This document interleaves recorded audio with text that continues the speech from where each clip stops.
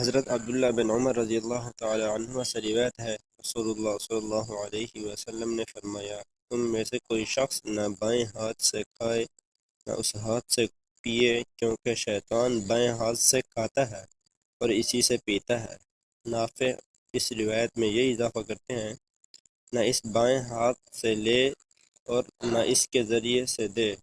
اور ابو طاہر کی روایت میں ہے، تم میں سے کوئی شخص بائیں ہاتھ سے ہرگز نہ کھائے۔ صحیح مسلم حدیث نمبر 5267۔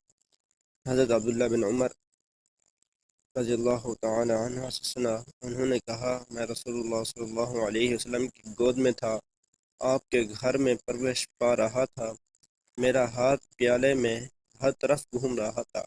آپ نے مجھ سے فرمایا، بچے بسم اللہ پڑھو، دائیں ہاتھ سے کھاؤ اور اپنے آگے سے کھاؤ۔ صحیح مسلم حدیث نمبر 5269۔ حضرت ابن عباس رضی اللہ تعالی عنہما سے روایت کی، میں نے رسول اللہ صلی اللہ علیہ وسلم کو زمزم کا پانی پلایا تو آپ نے کھڑے کھڑے پیا۔ صحیح مسلم حدیث نمبر 5280۔